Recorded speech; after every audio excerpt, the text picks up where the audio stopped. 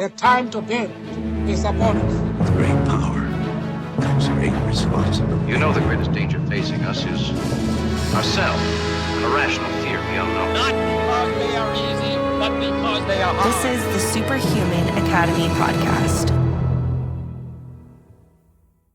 Cool. Well, hey, Chris, it is a pleasure to reconnect. I'm really, I wanted to share this before we jumped in. I was just interacting with a friend of mine who was sharing some of his experience, like testing out some peptides and things like that. And it reminded me of our conversation. I was like, I'm so curious to learn more about that world if you want to share about it.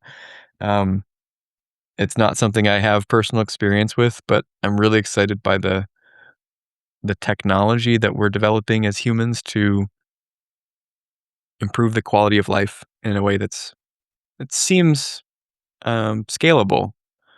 It is really incredible how far our understanding of cellular medicine, and I use medicine loosely, but how fast cellular medicine has evolved in the last several years. It is, I mean, if you look, there's still right now, just in the last like 2 to 3 years, our understanding of like what mitochondria is and what it does. And I know everybody's like says mitochondria all the time in like social media and other stuff, but it is incredibly fascinating how little that we have understood to date and how much that has grown in the last few years. And at the same time, how we can actually tap into and send signals to control our biology. Because at base level, like most nearly all disease relates back to cellular dysfunction over time.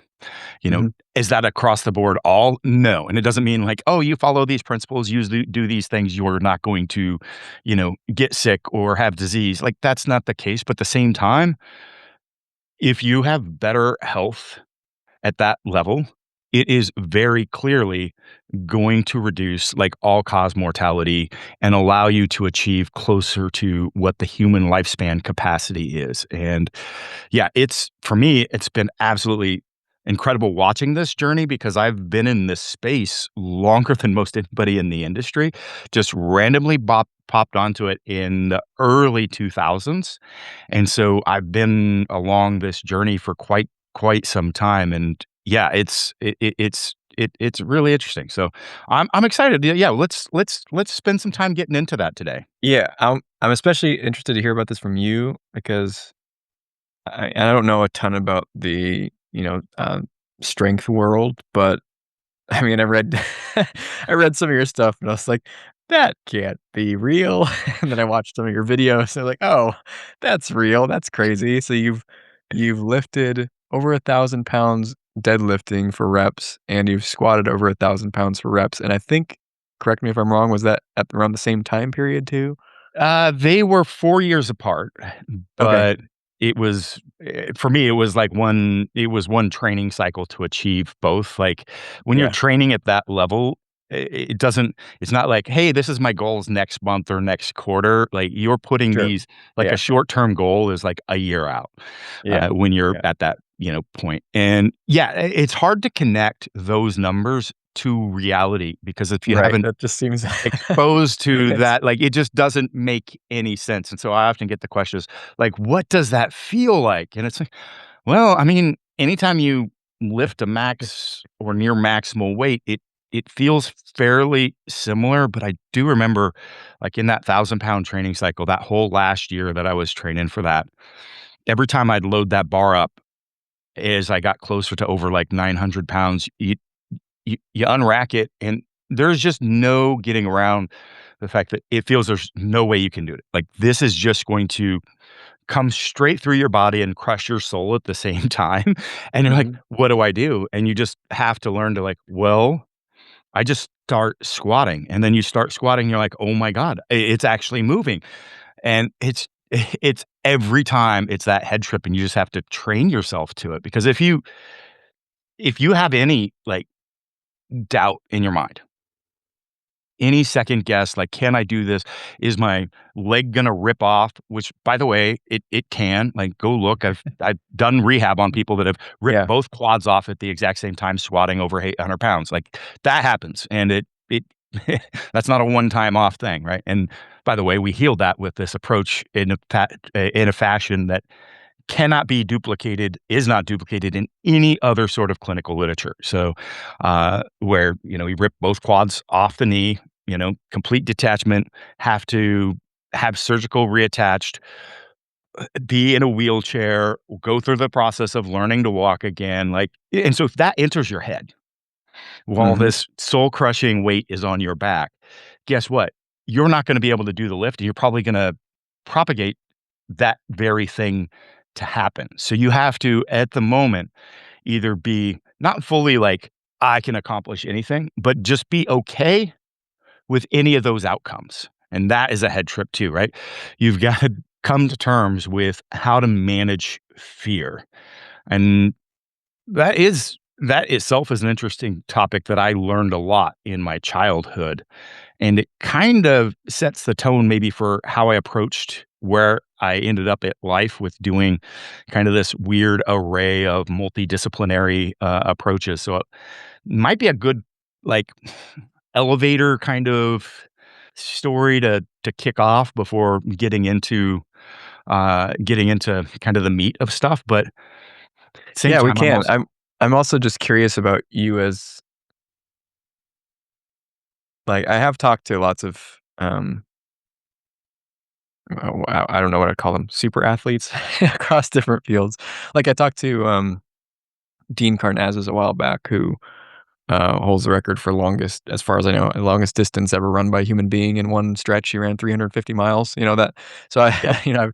I've talked to people across these ridiculous feats before, but something that's really curious to me about you is that whereas a lot of those elite athletes seem really obsessed with the sport or the feats themselves, I don't get that same sort of feel from you, and, you've got this sort of That's really more intuitive for you to pick up, honestly. I've Yeah, never had somebody make that observation before. well, you seem to approach it you seem interested in it for different reasons, and we had a brief conversation before. You're definitely like a cerebral engineering type. You like to understand how things work.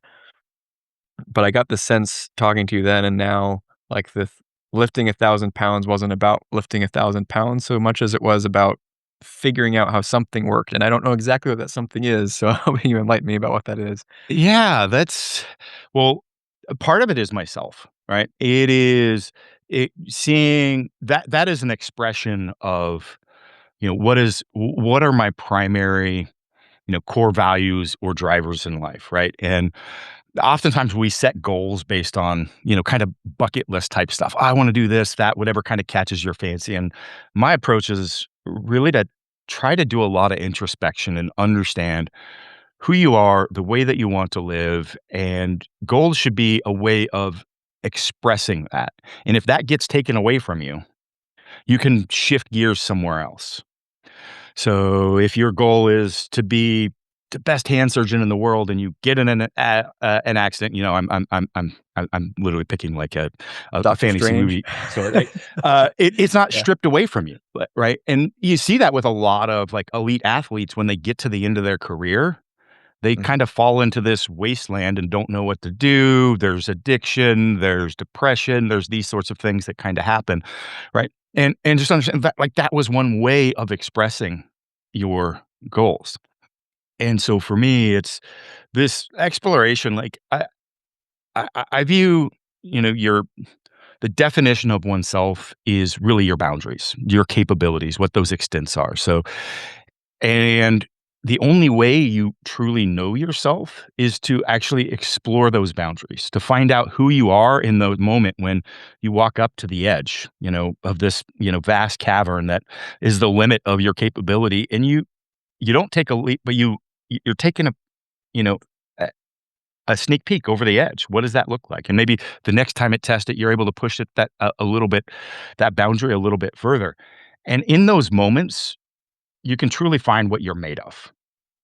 No one knows whether you put everything on the line, whether you quit, whether you're the only person because it can look a different way to everyone else. So to me, it was a way of self-exploration, but it was also, understanding a lot of kind of what we're gonna get into today, and I was reflecting on that this morning. So I'm gonna deviate just a little bit. Great.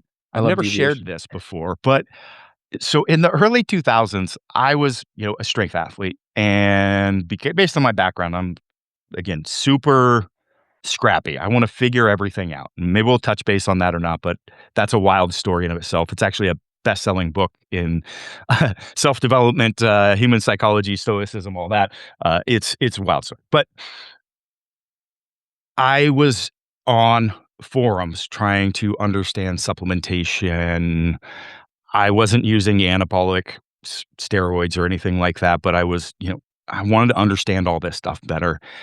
And that was the early day of like internet forums. And so I stumbled on this forum which had a number of people that were in the research phase around peptides. And they were talking with folks that were, biochemists that were also, in the supplement realm. And so that's where my education started. And that's when I got into peptides.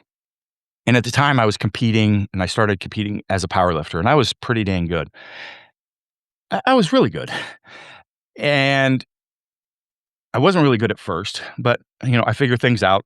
I developed these, beautiful training programs after researching like all these old Russian texts. And so what's interesting and what I was thinking about this morning is that period of time I started competing because of the level I was at, against everyone that was using anabolic steroids, right? There was no other competition for me. And I'd show up at competition, I'd be beating those folks. And they were going, "What is this peptide stuff you're using? Why aren't you just jump to the real stuff that actually works? This is, anabolic steroids." And I didn't. And it became kind of a joke in my gym that everybody I trained with, everybody I competed with, people said I was an alien. They're like, "You don't recover. You're not a human being." Like the joke was like, if I actually bled, like it'd be bleeding green, and because Mhm. I just recovered from everything. There was no, and that's how I just got better and better as I just kept being able to come back from an injury or just recover in a manner that nobody could keep up with me in the gym. I'd outtrain everyone, right?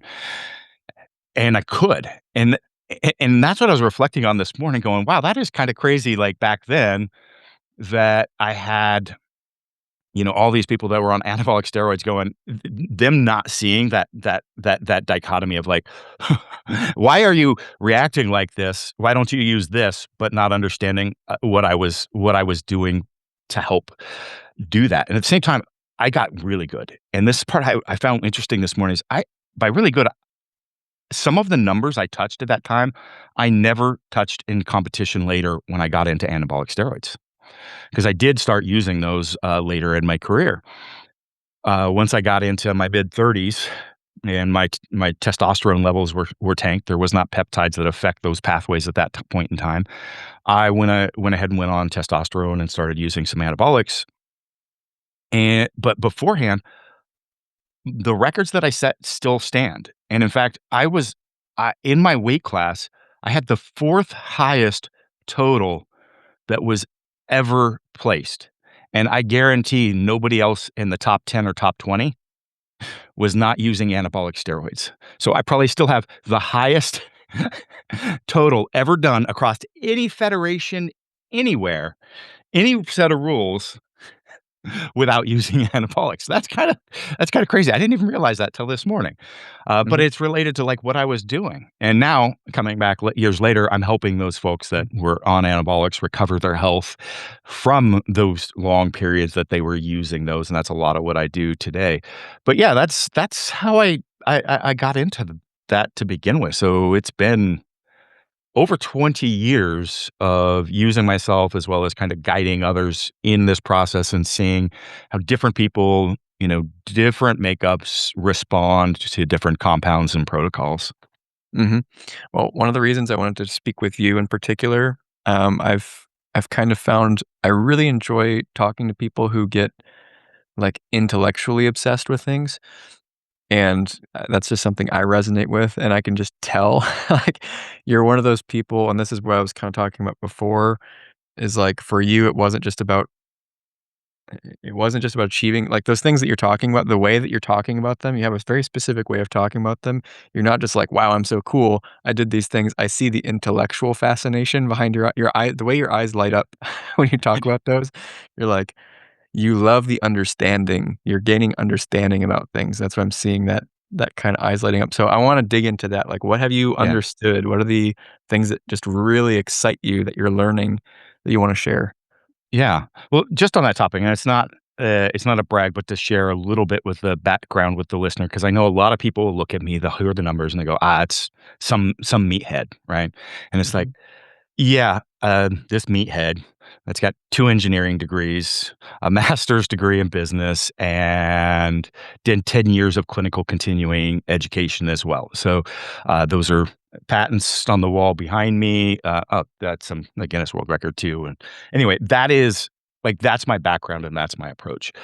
And what the most fascinating for me is the different ways that we can tap into that biology. So if we take a mechanistic approach, for example, I can do some of the same signaling that one would do with an injectable peptide or even an anabolic steroid if I understand those pathways. So that would Hold on. So when involve you say you can do the same signaling that those things could do you mean you can do that signaling, what, just like with your mind? Like, what do you mean? mechanistically. So by how we actually put load on the body.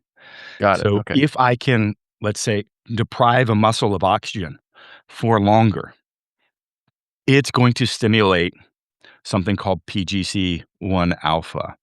If I can build up lactate threshold further, like I'm going to affect AMPK signaling, which then affects the mTOR, which is the master regulator for muscle protein synthesis. But that doesn't mean just going and training harder. Like, how do you do that? Mhm. Because, if I'm training and I'm doing squats, for example, what's going to happen is I'm going to have a lot of stabilizers and small muscles kind of fatigue out. And my back's going to get sore. I'm not going to recover from training. Things like that are going to happen. But if I manipulate that load in space and get my position where I've got what's called good joint centration, so the balance of the length tension relationship of the muscles around the joint, right? So being in good position, great spine mechanics, all this stuff. And I can do that by designing a piece of equipment that didn't exist before that can put that load and get that body in this perfect position. And what that'll allow me to do is now train further close to fatigue with those prime muscles, the quads, the hamstrings, the muscles that I'm trying to develop. Then that's going to start stimulating that. I could also do some things like restricting blood flow to a limb. It's called blood flow restriction. Now, how we implement that can do a lot of different things. So let's say I'm squatting to try to hit 1,000 pounds again. I'm going to use blood flow restriction in a number of different ways. I'm going to actually do some light training the day before I train and right before or as my warm up to that training. And what that's going to do is that is actually going to prime the muscle to be able to take in more nutrients, more substrate materials to be able to perform its actions and enhance the quality of the tissue. So it's going to have a volumizing effect. You can think about just, hey, the carbs I took in, to simplify it, are jamming straight to the muscle and I've got this big full muscle. Well, that's not going to be as have the same propensity for injury versus something that's got poor quality. It is dehydrated, flat, doesn't have glycogen stores, right? So now I'm able to push that in my training, reduce my injury potential, but I'm also changing what's happening at a cellular level because I've got cells that are fully hydrated. They've got the raw materials to work with to produce the energy and the muscular contractions that are going to happen. And I did that with a certain type. And doing that in that warm up phase, I'll make some minor modifications to that will then prime my neurological system. So, what does that do? That warm up then allows me to add less load. I'm training for 1,000 pounds, right? That means I got to do squats at 100 pounds, 185 pounds, 225 pounds, 315 pounds. By the time you get up there, you've fatigued a lot of muscle. You've burned a lot of injury. So I would be able to start at 300 pounds or 400 pounds, take giant jumps because my tissue was already primed. My neurological system was already primed. So I go 400, 600, 800, 900, and then do my working sets. And you're That priming puts it. me way less fatigued, and now I'm able to accomplish more work with what is actually going to deliver the adaptation. So how specifically are you priming? I heard you say light Blood flow exercise, but restriction. So you basically and put blood on flow a restriction. cuff. So this is anybody that's listening looks this up. You can research blood flow restriction, and you'll see Mhm. some pretty base level approaches. So what I'm talking about is 4 different applications, and there's basically 5 different applications for compression. So Okay. it's really simple.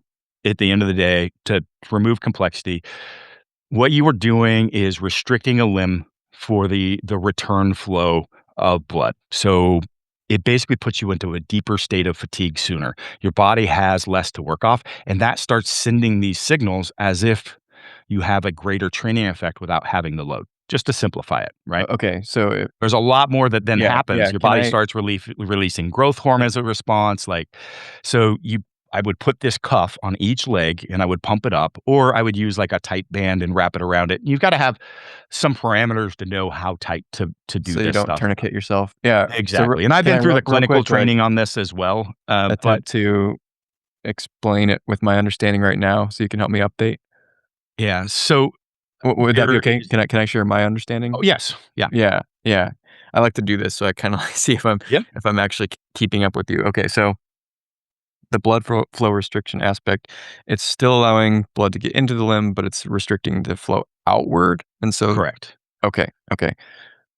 And I'm guessing what that's signaling, it's kind of, I don't know, tricking your body into thinking that it needs to provide more support than it actually does? Is that a Basically. Yeah. So basic way to say okay. it's putting you like if I'm doing an endurance event, I'm an hour into my training already at 5 minutes in.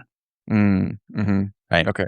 So physically, I haven't beat up my joints. I haven't done all those things, but the I body is see. going to release the growth hormone, the growth Simulating factors. that same It's going to signaling. do Yeah, that. yeah. But there's Okay, different okay. ways that, you can, different protocols. And, I got these from a lot of people that did the research in this realm. That's how I chase up tab. I just chase and find like these people and go direct to the source. Mhm. Um, Okay. and so these are some protocols done in hospital settings for rehab and various other things that I've pulled from. So you're going to hear on this podcast a lot more than you're going to hear, doing some research. But basically, I would do 1/10 of my max weight the day before training, 4 sets of 20 with 30 seconds rest between them with the cuffs on, rest for 2 to 3 minutes, repeat that again. I would do that similar thing in the warm up and then put them back on for the first couple progressions, again, for some of the neurological priming. And then post session to recover better. So, one that was priming the tissue to have the substrate, create the energy, the neurological priming. But now I need to remove the waste product, right? So Mm. those actions have happened at the cell. Now we've got a lot of waste. That waste has the potential for creating hypoxic tissue. And that hypoxia or the release, like around a close to maximal event, like around the nerve, there's some releases that happen. And it's commonly known after that happens, maybe you have a trigger point, like this nodule in your muscle. And then, hey, maybe that restricts the movement. And then later you end up tearing a muscle because it wasn't moving correctly. So if you trace all those injury mechanisms back, it usually relates to an overtraining that happened weeks prior, and then the hypoxic tissue, and then the results that cascaded to, this calf strain that the basketball player had happened from something that happened 4 or 5 weeks ago, right? Got But it, okay. that's the cascade. So we want to address that before it ever happens. So I would do a session lying on the couch. I had a couch in my gym. And I'd pump those up and I would run at a higher pressure. So the pre-pressure is it's called 60% occlusion. So if anybody's actually doing, just real quick, if anybody's interested in this, you can go buy bands that protect you from damaging yourself. So they're a bladder style. And if you're ever losing nerve sensation or you're turning blue, back off on the pressure, but you shouldn't be able to get that to happen with the bladder style. So it's pretty foolproof, okay? When you're using that approach, not using a band or a tourniquet, you can really mess yourself up with that. So Yeah, don't recommend doing that unless you really know what you're doing. So just don't do that, all right? But it would be a different session laying down for a couple 6-minute sessions, 2 to 3 minute break, and that's around clearing that as well. And So you're there's still just different using- applications, but that's literally tapping into these different pathways at a cellular level, which is truly like fascinating. So I just did it with like the mechanical loading, right? I've done it with this this blood flow restriction. And then we can do this with supplementation or peptides as well. And I And if pause you you put again all real this quick. My brain together. is still stuck somewhere. So Yeah. you mentioned clearing out the waste product, and you're also doing that with these like compression. How does that help clear out the waste product? So that would be, so when I was done with the session, I would do a laying down piece at higher pressure. How that actually works, like, I don't know. I got this from one of the clinical researchers that I dealt with that knew what I was doing at the time. He's like, you need to put this into your training. And I did it and it worked well.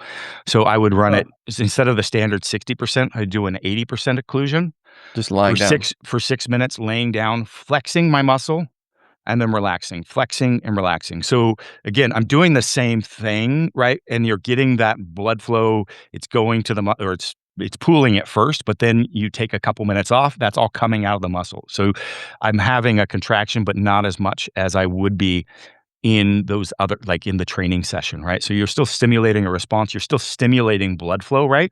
Well, that whole process that is supplying substrate is also the same process that is removing waste product, right? From those, those little chemical reactors that have, created that energy production to do that training, right?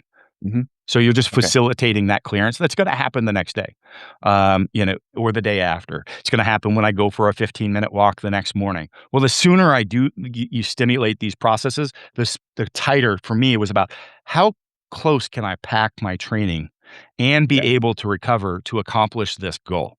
So the further I accelerate my recovery, so reduce the amount of warm-ups I do, reduce the preparatory sessions that I need to do, improve my recovery time, I can actually do a training plan that no one else could do before.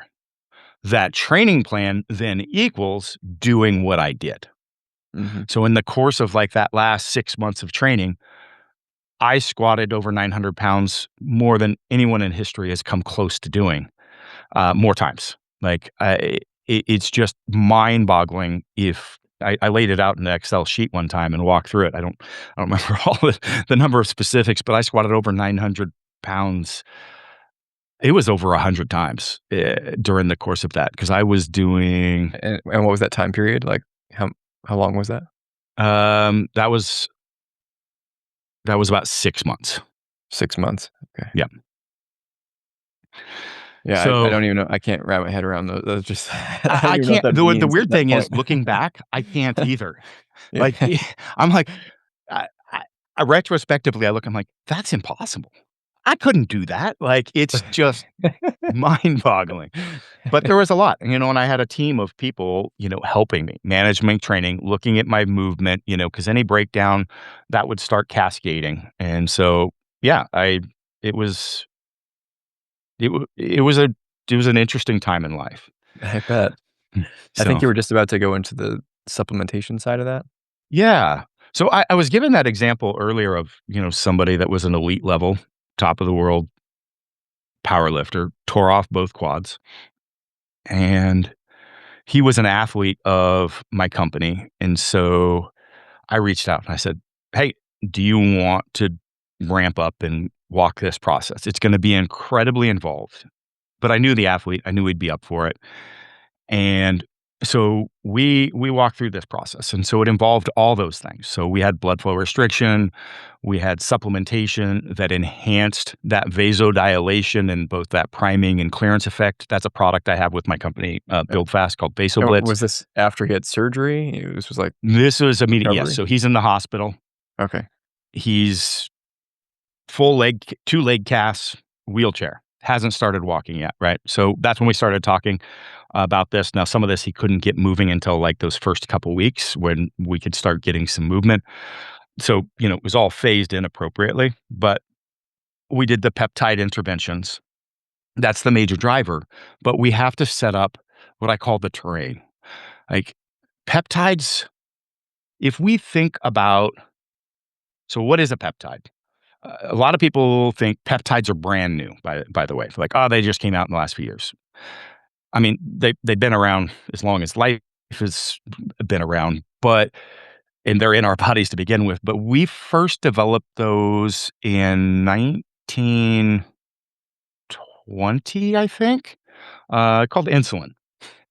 And then Okay. they started getting more involved in the 50s and 60s, and then in the 80s and 90s, as we got to be able to synthesize them more cost effectively, they really started expounding quite a bit. And so you'll start seeing research from a lot of that. So a lot of people think that that's just because they're popular right now. And there has been a ton of research and growth in the number of available peptides, and that, again, mitochondrial that is a big driver in the body for way beyond it being the powerhouse of the cell. So, And what is a peptide? Like, I have no idea. so yeah, that's what I was going to get into. So I just Okay, wanted to give the cool. backstory of Yeah. they've been around a long time. All right. So that was, priming that up for everyone, right? So a peptide is a series of amino acid bonds. You know what else is a series of amino acid bonds? A protein. Mhm. Now, a protein would be like an entire city, the communication channels, the network, everything feeding, that system. A peptide would be like a text message. It's a short bond. It's 2 to 50 amino acids long. And so what that does, it does some really unique things being small. One, it doesn't accumulate in your tissue, so it creates really low levels of toxicity. So your safety profile with peptides is through the roof because of that low accumulation. The other side is it's so small that it can penetrate the cells really well. So you can get into areas that you can't with a lot of drugs out there. Mhm. And it's just a short series of messages telling the cell, hey, open a window, let this in. Hey, turn on the lights. That's that text message. And then the cell responds to that, right? And so you have to be really targeted and know what those peptides do. And you can put together a variety of them to create the cascade that you want to do. So in this series, like, we're going to talk about the peptides BPC 157, which a lot of people know about. Yeah, I've heard about it. Yeah. And then I'll just walk through this. So, like, in this city analogy, Uh-huh. let's say the city is our our body, right? And in that, we've torn this tissue in the quad, and in this case, 2 of them. That is going to be a house that needs repaired. It's been wiped out by the hurricane. We need to build a home. So BPC is like the foreman for that site. So BPC is Okay. telling the raw materials, that substrate that I talked about. So when you need substrate, right, that's good quality nutrients to work with. It's going to tell the workers where to put that and how to build that structure. So that's what BPC 157 is doing. So it's facilitating that. And it's literally called body protective compound. And we Hmm. produce it, and it's derived in our gut. But it works anywhere. And if you inject it in your body or take it orally, it works everywhere, but it can be very specific. So anytime you have damage, you have to think there's receptors, and those receptors are raw and like ready to take on whatever. So being able to put that more locally, it's going to see those receptors bind to those and start creating that. It's going to be the site foreman. Now, TB500 is the next one that you would layer on that. So again, if we have different signals, we can start kind of building different profiles. TB500 is a massive like anti-inflammatory. So that's going to bring down the level of, uh, uh, it's going to help with, pro-inflammatory. So inflammation that is also improving and telling the body to repair. It's not going to shut that down, but it's going to keep the cells receptive. If you have too much inflammation, then the signals don't come through. The text messages aren't coming through if you've got bad reception, right? So if we've got no bars on our phone, we can send text messages all day. They're not going to respond. Peptides won't do crap if you are in this state of massive level of inflammation. We need to build that. And that's the terrain. And I'll talk more about that later because that's where supplementation, lifestyle, all of this, because some people go, man, peptides don't do anything for me. Well, if your house is on fire, the crews aren't going to come in and build a house. They're trying to put out the fire. Like they're not listening to the build signals, right? Yeah. Right. So TB500 is like the architect. So TB500 affects what's called cardiolipin, which is the protein that creates like that 3D structure of the cell. It's in about 20% of your cells. And so it's telling the foreman, like, this is the structure that we're building, and it's helping reinforce that 3D structure and helping keep that inflammation down that is preventing those signals from coming. Mm-hmm. And then next, and I had this gentleman, and I can say his name. I've got this whole thing published. He allowed me to speak about. There's a lot of clients that I work with. I work with some pretty elite level clients out there around the globe. Travis, I had him use what's called GHK-CU, which at the time was commonly known only for cosmetics. So it was in a lot of topical creams for skin, things to help improve hair. And when I would talk about that online, people are like, what are you using GHK for? Now it's super common because people understand. It has 4,000 different healing mechanisms within it. Huge for collagen, ligament, and yes, it does really enhance your hair, skin, nails, all that sort of stuff. Maybe not my nails because I work in the shop all the time and they're stained black from oil, and people love to call me out online going, your hands are dirty. I'm like, they're stained because I do work. I've got a machine shop and an auto shop in my basement. So we have GHK. GHK is like the master craftsman. So he's the guy that comes in, or gal, and takes it to a next level. All right, we're laying down the molding. We're going to do the molding really right. We're going to use the best material. We're going to make this beautiful. This house is going to be prime. It's going to be better than it was before. All right, so that's where GHK-CU comes in. And then a number of times I may add what's called KPV. It's a tripeptide, proline, valine. And so GHK and copper, GHK and KPV can be taken orally. BPC can be taken orally as well if it's bound to an arginate salt. So there's a lot of oral compounds out there that may include those, and they will work systemically as well. TB 500. Not so, although there are some products that have TB4 as fragments. I haven't used those much, so I can't speak to their efficacy. But for those, everything doesn't mean being injectable, all right? Mm-hmm. But KPV is like the firefighter. So he's out keeping an eye on the home and seeing if there's something popping up, and he's making sure the house doesn't get on fire. So if we've got a high level of inflammation, I might throw KPV in there as well. And that is going to make sure that the body doesn't over-respond. It's saying, hey, everything's safe. We're all good. Don't freak out. We're not on fire. So the signals keep coming through. And then, so I didn't use KPV with Travis. He had really great diet, lifestyle, didn't have a massive level of inflammation. So we used those three. And then we use some growth hormone analogs. So these are going to stimulate our body's natural growth hormone production. People have known about growth hormone for a long time, right? And oftentimes it's a compound that has been prescribed by anti-aging clinics at low doses for a period of time. I'm a big proponent of using peptides instead of growth hormone. So first, you have to understand that growth hormone does not do any healing itself. It's processed in the liver, and the liver creates what's called IGF-1. IGF-1 is the compound that heals the tissue.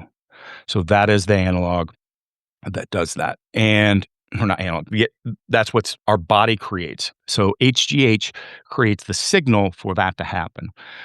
And that happens from the hypothalamus, but we can send a signal that whispers to the hypothalamus, as well as one to what's called the ghrelin receptor, which is related to your appetite. And those two both are different mechanisms to tell to your body to release growth hormone. So instead of an exogenous like drug coming in that isn't maybe quite matched, and there's a lot of other, like biochemistry is really complex, and I'm not a biochemist, but it's very easy to understand that your body producing its own is going to be a lot better than some exogenous, created compound. So just sending those signals, Sure. we can whisper and create a normal pulse of growth hormone, of your body's growth hormone, increase that, and then enhance the healing process related to that. So I Can I like ask a doing quick two. dumb question? Sure. All right. So as I'm listening to this, you've taken me into deep waters. I'm uneducated on this. My thought is, okay, is this just a bunch of pills that I take a handful of? Is that what the average person should be doing? Like, what is Yeah, it yeah. with it? So in this case, that one mix I just talked about, those 3 or 4 peptides, you can buy as a single product.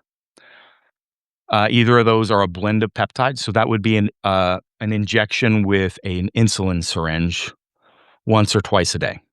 One injection has all of those in it. Okay. Again, there's an oral, and so you can find those from an oral. I'm not trying to advertise. I could list the company. It doesn't really matter to me. Please do. Yeah, go ahead. Yeah. Yeah. So, one, I sell the blended peptides, by the way. So Yeah. chrisduffin.com, you can go there. I don't sell the oral versions, but I recommend the company LVLUP. So that's short Up. for Level Up. Mhm. Level Up Nutrition. They're based in Australia, but they ship to the US really quick. They have incredible formulations, Okay. and you can get a discount. Of course, I've got a discount code, Duffin, LVLUP. I think it knocks like 15% off or something. The orals are pretty expensive. Man, they are phenomenal if you've got GI issues. So the one product I'm talking about is called Ultimate GI Support. It's got all of those compounds plus a couple other key ones that actually help with peptide signaling in it. And while it's marketed for GI support, it will work throughout the body. But if you've got any sort of Crohn's, GI issues, like it's going to go in and do the healing in the gut. So KPV is really great for that mucosal lining as well. So you've got all these compounds working in the gut first, and they're helping that cross-linking, the leaky gut, and then that has an impact. So if you've got that going on, I find actually starting there better than injectable, by the way. If you've got any sort of GI issues or autoimmune issues, I will start somebody on the oral version of that Ultimate GI Support for 1 to 2 months. They'll use that, then be done with that. Maybe they use it once or twice a year if you've got like, some ongoing GI issues. But I bring this up because the gut affects the vagus nerve. So one, they're specifically acting through the whole body themselves systemically, but this is only theory. I don't have any data to support this, but I see it having a broader effect when I do that. And my theory is that impact also in calming the vagus nerve is also driving another systemic, regulation downstream from the brain as we're having that effect on the entire system. So that's where I see huge results from doing that upfront with anybody that has any sort of autoimmune GI type issue for 1 to 2 months, and then switching to the injectable version. So I mean, I don't know about most people, but for me, the idea of injecting myself with something once or twice a day doesn't sound super attractive or sustainable. Is that Yep. something that it's like average person do this forever, or specific people do this for a short time, or how does that work? Yeah, yeah. Good question. Excellent question. So once you've done an insulin injection, you'll find It's not even like brushing your teeth. It is like it takes like a couple seconds and is a non-issue. You don't feel them. They're super easy. I mean, you can't even really feel the needle going in for the most part. But let's talk about how long this. How old are you, Colin? 29. Yeah. So for the most part, you don't need peptides. I'll just tell you. Like a lot of what we're dealing with is the body not operating like the world provides. Let's get back to basics, right? Like if you're getting sunlight, if you're touching the ground, if you're eating whole foods that are in season, like this is doing a lot of the stuff that we're talking about. And it's completely free.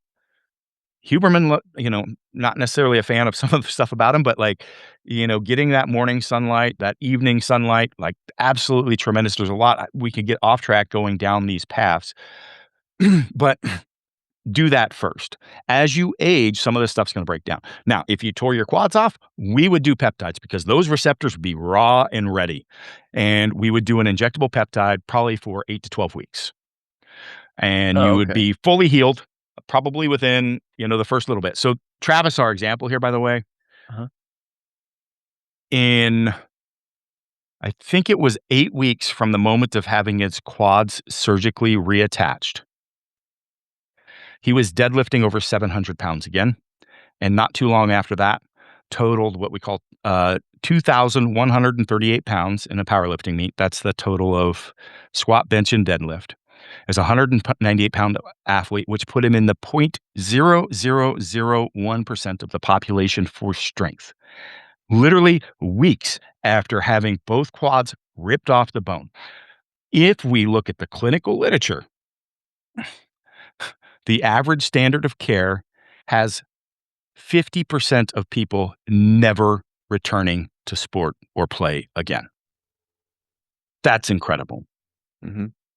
The being able to walk 2 miles at 6 months is considered great results. Mm-hmm. So deadlifting 700 pounds The isn't really on the on the clinical Yeah, outcome list. I think it was 60% of folks at somewhere in the 1 to 2 year mark, 60% still had pain, stiffness, or both. Mhm. This is the clinical literature on that type of injury. Mhm. What we did with Travis is by all means impossible. You ask anybody and you tell them that happened, and they will say that is impossible, that works in that field, unless they actually see it. And for that reason, this is why I consult some of the leading stem cell doctors in the world, because they have seen what I have done with Travis as well as private clients of theirs, where we have used peptides to accomplish things that are costing you, $100,000 in genetic treatments. Like that is freaking Can I ask wild. a personal question Yeah. related to this then? Okay, so for me specifically, I have little to no cartilage in my ankles and haven't Mm. since I was, probably since I was 16. And so, like, if I run any distance, especially on a hard surface, within about 100 feet, I have significant pain up through my shins, and if I were to continue, I would get shin splints extremely quickly and be in pain for weeks. Have How you does this relate to that at all or not so much? Yes, it does. Okay. So what I would want to know if I was doing that is I definitely would want to look at your blood work and look at the inflammatory markers. I would want to know if we've got atherosclerosis in any of your arteries, or if we've start getting any sort of arthritic conditions in joints in the body elsewhere. If there's going to see some things of wanting to understand, or if there's an injury or other mechanisms that caused that cartilage not to be there. But I that was would be told a at the time, so I was running in track and cross country. I was told at the time that it was probably due to a lack of mobility, and so all of the force was just basically smashing the cartilage out because my whole posterior chain was extremely tight. Yeah. So I didn't have much mobility, and then it just slowly like smashed it all out. That's what I was Yep. told, and that's me as a 16-year-old interpreting what a PT Yeah. told me. But yeah, I don't know if it's more than that. So that's reasonable, and that would make sense on a point specific, and that's thus getting back to that whole conversation around mechanics and movement up front, right? That's a driver of these things. So one, the end cap of your bone still has the stem cells for the cartilage in it, so Okay. your body can regenerate that cartilage at the bone. Now, to do that aggressively, that would be doing an injection into the capsule or the end of that bone. And interesting, even like the GLPs will actually help stimulate that, but that would be going to someone that does that. But we can also stimulate some of that processes and improve that within the body itself. Um,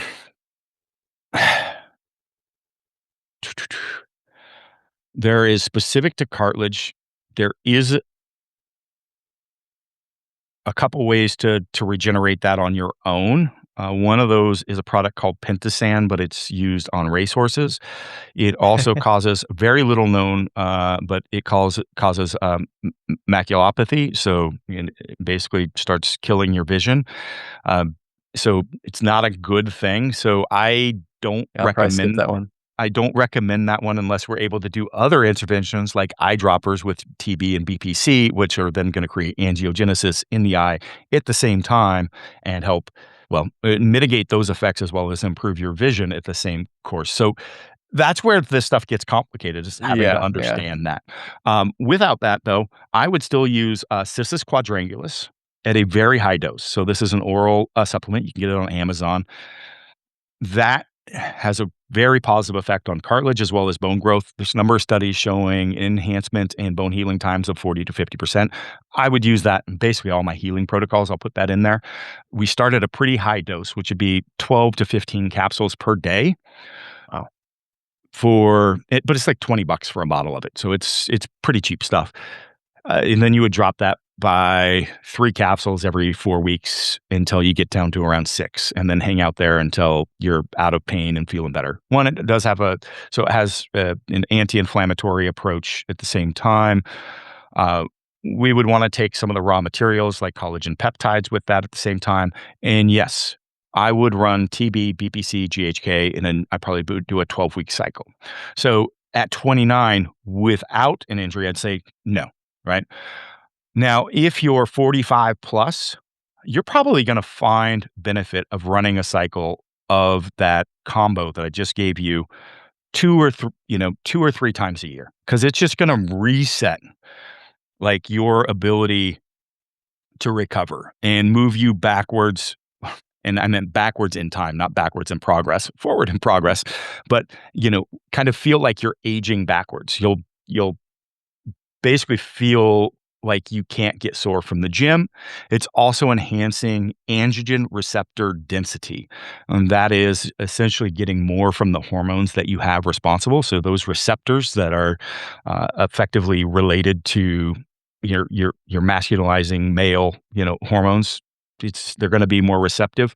So it's going to have a really lot of positive effects. Now, a lot of anti-aging docs will prescribe those year-round and daily. I still recommend cycling as good practice. So if somebody really likes it and it makes a profound change in their life, like otherwise they're in pain all the time, like I'm going to go, hey, cycle it 12 weeks on, 4 weeks off. Hey, and if you want to save a little money, do it 5 days a week, 2 days off. And that'll make a vial of it last an entire month. All right. Super easy. Those folks are probably going to use close to year round that combo of growth hormone that stimulates the ghrelin and hypothalamus and improves growth hormone response. Because one, again, 40, 45 plus, it's going to enhance your quality of sleep and recovery immediately. And then over time, and that's why anti-aging docs prescribe low dose growth hormone because it's like turning off that aging clock. Your skin, your hair, your joints, like all of that just like continually starts being better.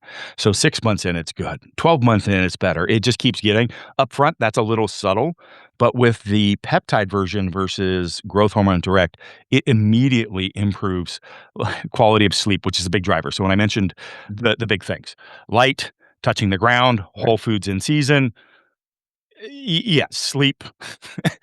These are big ones. So anybody that's saying, hey, I'm, talking about all the million things that'll cost money and all, whatever, do those things. You must do those things up front. That would be the protocol that I would use. And that we use at a 5 days a week, 2 days off, so that we give that hypothalamus a rest from getting pulsed to release extra growth hormone all the time.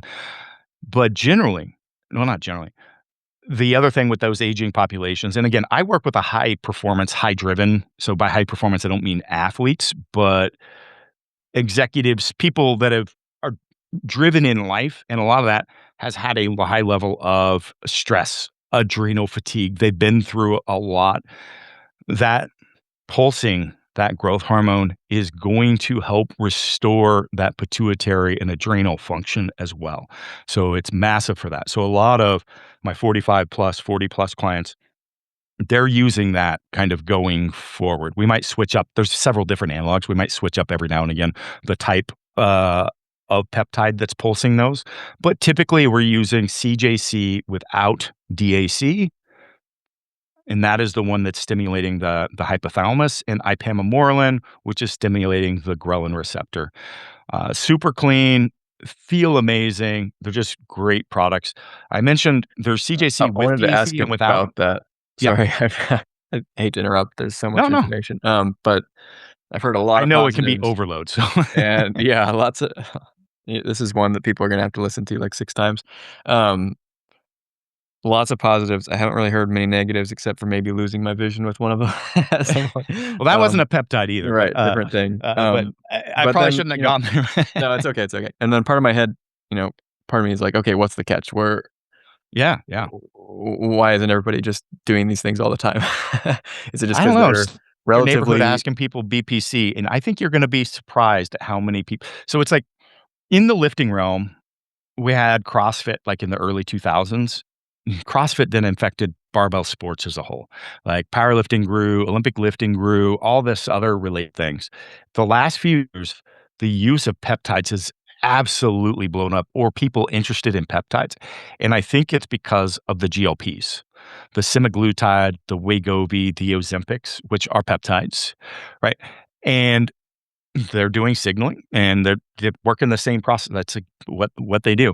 But that has exposed so many people to this, or to the fact of, oh, hey, a small insulin syringe here and there, like that's not that big of a deal. And so that has actually grown quite a bit as far as like people interested in that. So what's the catch though, right? As I mentioned in the history of peptide component and what peptides are, they're 2 to 50 amino acid bonds.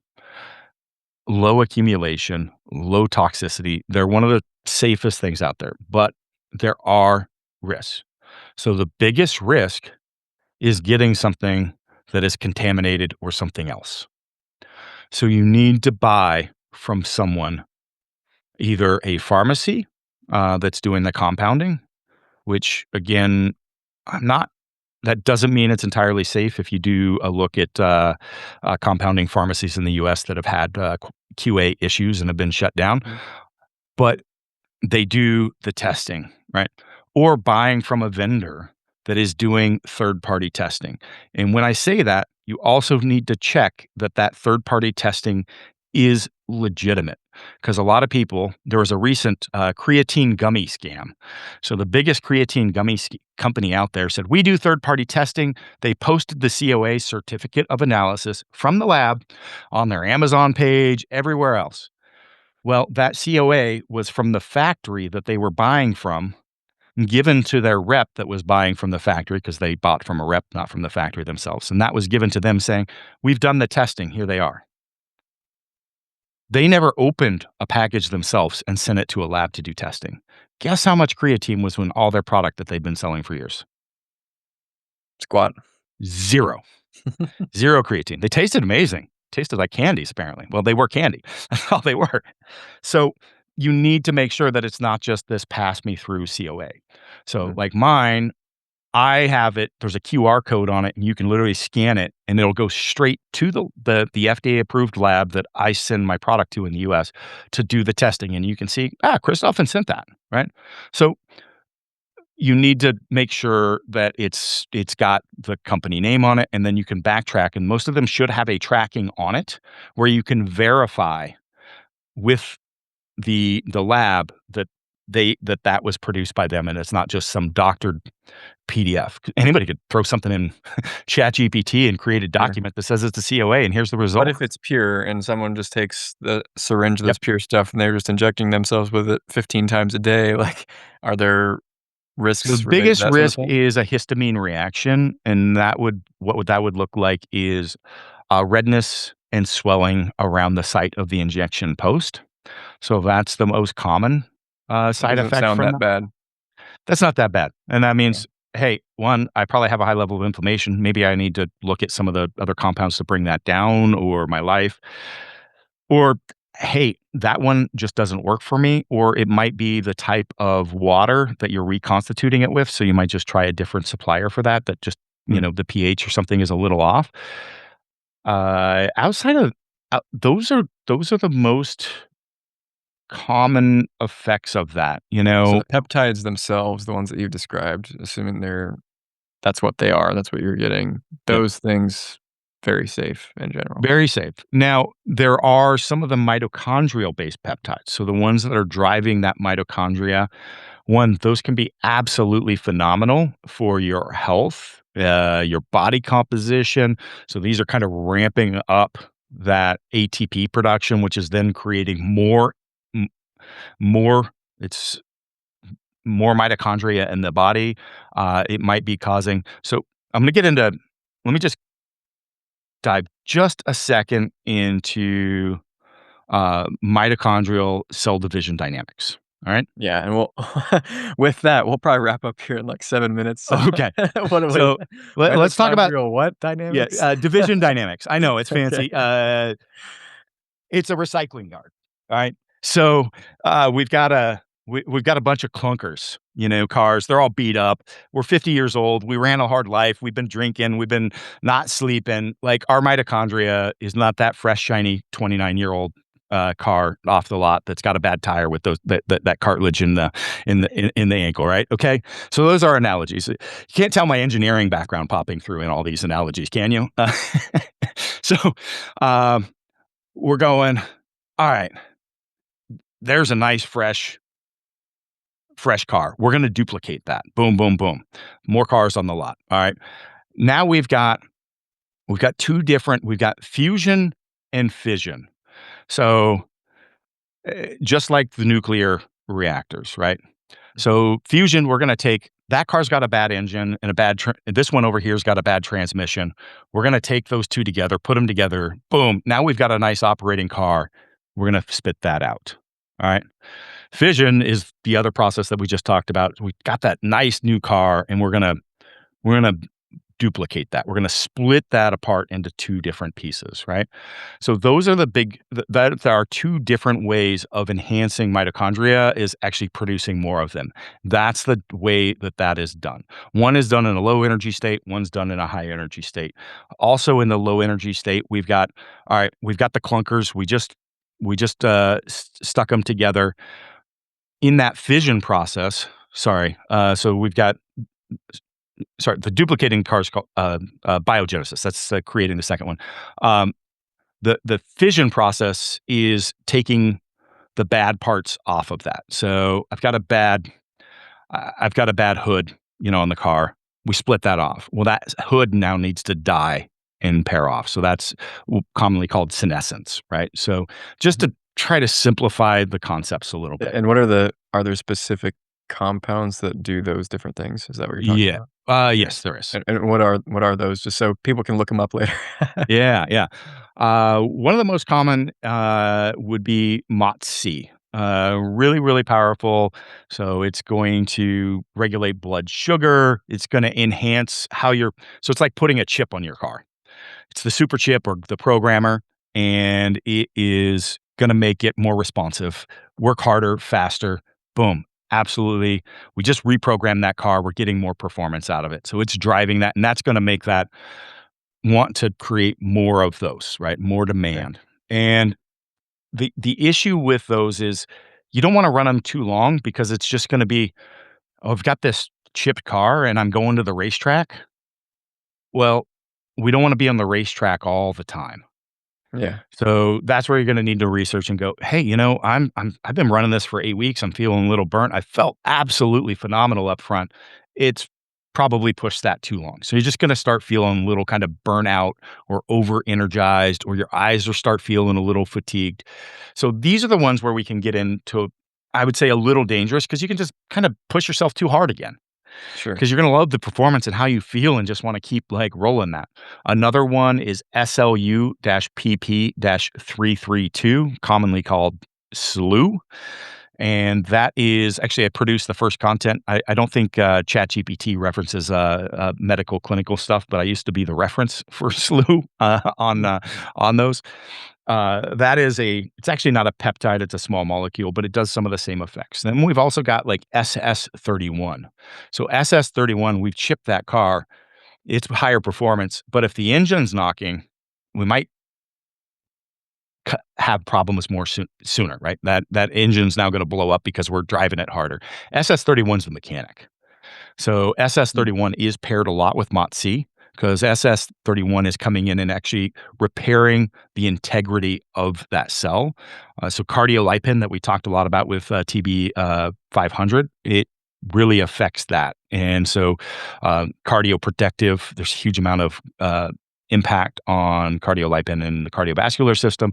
So SS31 might be employed with somebody that is in the burnout phase. They pushed it. They've been really driven. We might start with SS31 and then ship it later. Or again, maybe we pushed it too hard. We're feeling burnout. Then we're going to need to use SS31 because we went to the track too many times. Now we got to go to the mechanic, right? So you can mitigate some of those effects. But yeah, feeling just kind of allowing you to push yourself too far, if you could imagine that, right? And you would start seeing that in other things. My Like brain feels like it's pushed too far right now. yeah, so your resting heart rate. So with that, you would start seeing changes in like your HRV. So having an Aura ring or something like that, and you're going to go, hey, my HRV is really starting to drop off. All right, you've been pushing that too far. You're no longer getting the positive benefits, because if you're doing it appropriately, you should see kind of an improvement maybe in that.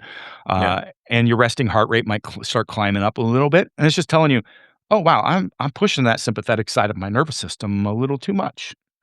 So those are the ones that maybe we can get a little too much.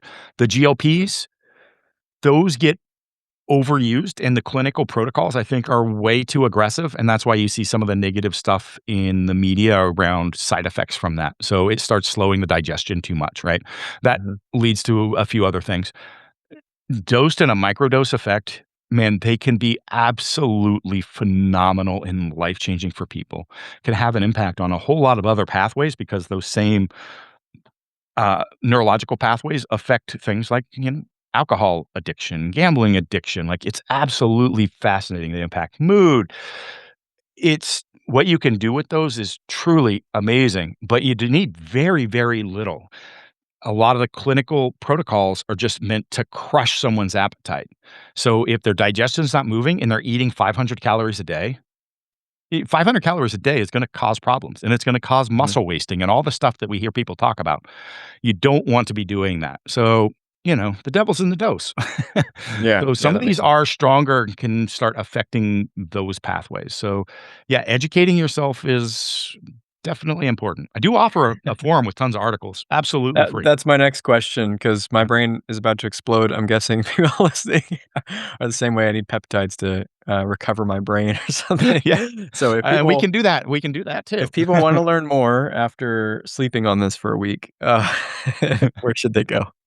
ChrisDuffin.com or shop.enhancedexecutive.com for the peptides. Either of those, they've got a community or education link at the top of the page. It'll take you to a site that you have to register. It's on the school platform, SKOOL. Most people have a paid platform on there. Mine's completely free. So you just request, we'll accept you. And I've got tons of articles and discussion, ask a question. Like, I'm huge on that. I think anybody that's made it to this point in the podcast will understand where my passions lie. Yes. So I don't need to Which I explain. love. Yes. Thank you for being so generous with your time and your knowledge. And as soon as I recover, I will look into those things because this is really fascinating, and I'm so excited that Yeah, it's reach out. Let's talk spreading. about your let's talk about your cartilage. Yeah. Yeah. Continue the conversation. Absolutely. I would love that. I'd love to be able to. I don't actually like running very much, but I would I'd love to have And the anybody option. that is interested in learning more about me, my book, The Eagle and the Dragon, it's on Audible as well, and I do read it. It's a really fascinating read. There's only like 3 pages on lifting in there, so again, your observation really on point. Yeah. uh, but it's yeah, 5-star reviews. Check it out. It's a little old now, 7, 8 years, but it's worth the listen or read. Well, Chris, thank you so much. This has been an absolute pleasure, and I look forward to staying connected. And thank you for all that you do for the world. Yeah, no, thank you. Been a pleasure. Thanks. See ya. The Superhuman Academy podcast is hosted by Colin Jewett and designed and edited by Army Cinco, with original music by Joshua Schunig and voiceovers by Corey Page Schunig. That's me. You can find past episodes and resources, as well as access to the ever-growing Superhuman Academy community at superhumanacademy.com. If you like the show, don't forget to subscribe and leave us a review on your podcast platform of choice.